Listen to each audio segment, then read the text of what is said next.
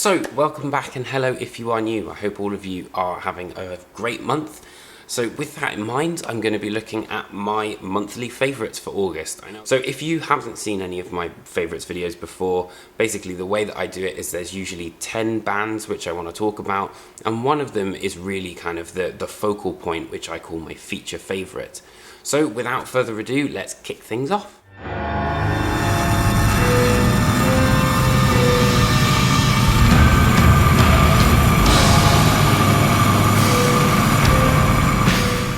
So this is an album that was created some many years ago and was kind of left and not really sort of ever saw the light of day, which I think is a little bit part of the charm of it.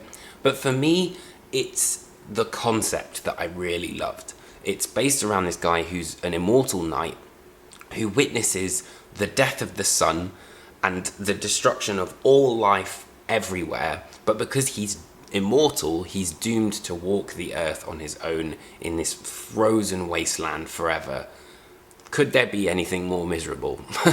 The album itself is literally 3 songs. You've got 2 huge epics either side and then an interlude in between, which I thought was really cool. The band is also made up of members who are in so many other bands, which is one of the reasons it took so long for them to actually be able to play this. I also picked up the variant from 20 Buck Spin, which looks like this. It's absolutely amazing. I love what they do and how much effort they put into their production of the physical stuff. But yeah, I cannot recommend this album enough. It's without a doubt my favorite this month. Go and listen to it, freeze your soul.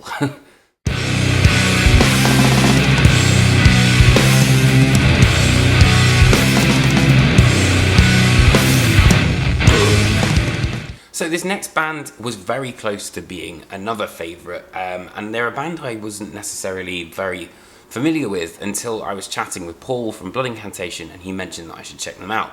The best way I can describe these guys is that organic sound of the 90s, but with the technical death metal sort of slant. So it reminded me a lot of Immolation, but also meets Gorguts and the Sound of Perseverance era death.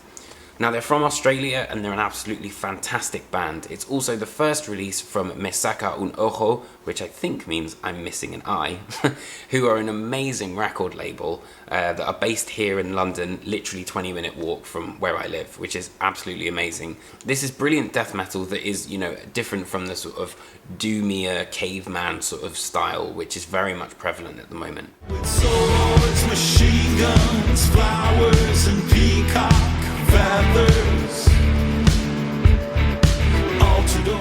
Now, Ulver are a band which have that sort of, you know, legendary status, but they're one that I think because they've got so much material, I've never properly delved into. So this is my first experience of Ulver, and I know that there's a lot of change and they used to sound like one thing and now they sound like this, but to me, I just really liked this album because I thought it was really interesting. It was cool, it was minimalist, kind of electronic led. It reminded me of like where Leprous would have their influences, for example. There's definitely some Isan style energy on here, and I really liked the dark element of it.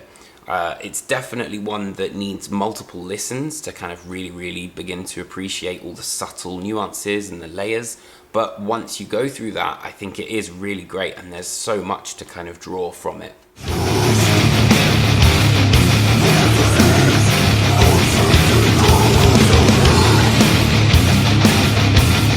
Despite this album being released in 2018, I thought that it was definitely worth shouting about, mainly because Relapse have just repressed it, but Outer Heaven's Realms of Eternal Decay.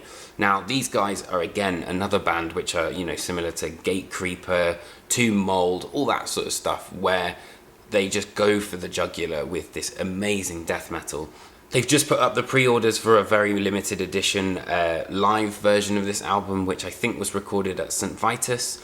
They're also currently in the studio finishing up the next album, which I can't wait to hear. It's going to have more of this sort of cosmic style with that, you know, classic old school death metal. It's going to be really interesting. So that's been definitely kind of an old favourite, which is propped up again.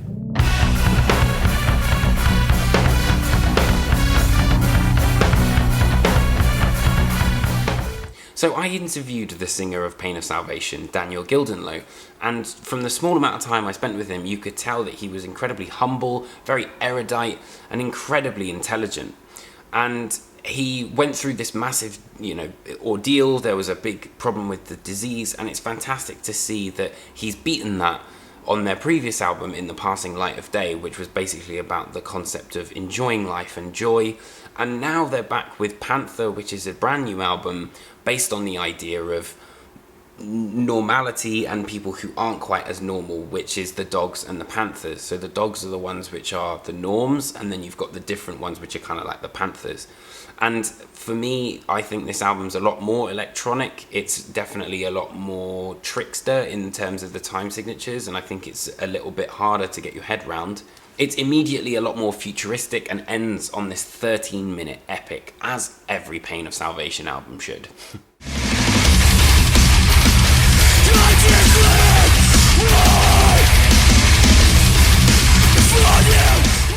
So this is just a short 6-track EP which lasts, I think, about half an hour, and the first half of the EP is your classic Pig Destroyer ripping your face off with some amazing grooves. And I love when everything kind of clicks into gear. So you've got the vocals, the drums, now the bass, guitar, and they all like work so well together as riffs. But then the second side, and I think this is the bit more interesting and experimental side of Pig Destroyer, is all to do with like noise, a bit more ambient. It's a bit more Nine Inch Nails, for example, than like, the classic grindcore that we've known of Pig Destroyer.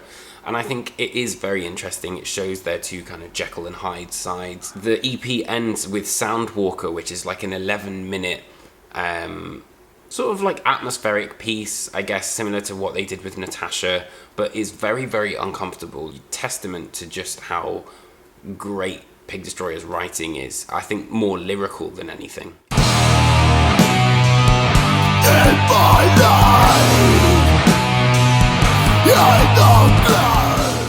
Next up is a very small band from Japan called Frostvore, and they deliver, again, like this death metal which seems to be on the up and up, where there's just no stopping. Like, this is just really brutal, old school death metal, and that's what I really like. And I also like the fact that they're from Japan, because I don't know if this is just me being ignorant, but I haven't seen that many Japanese death metal bands. I know there are some, but I haven't seen that many. So when I heard of Frostvore, I definitely checked them out. They're really, really great, really reliable, classic death metal I definitely recommend you give a listen to. I can feel the sun, and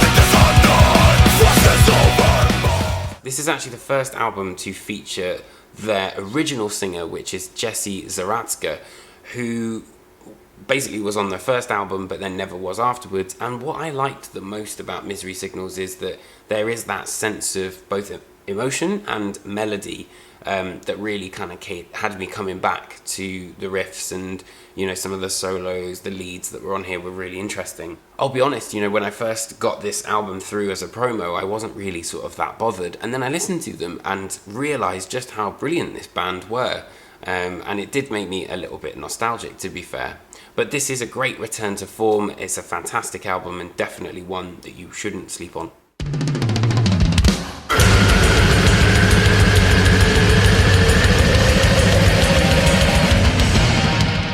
I was very much late to the party on this one, and Warp Chamber's Implements of Excruciation is a fantastic record. There's only 4 tracks on there, but each of them are really, really long and go into that classic old school death metal. Like, I feel like all I do is talk about old school death metal, but this is what I'm really enjoying at the minute. I don't know why. I think maybe because there's a big revitalization of it, but it's just become one of the things that I really love. And Warp Chamber do it so well, really, really on it with their with the riffs and all that sort of classic abrasive sound that you could expect from Profound Lore. And another fantastic release from Profound Lore, which is another label that you should definitely check out if you haven't already.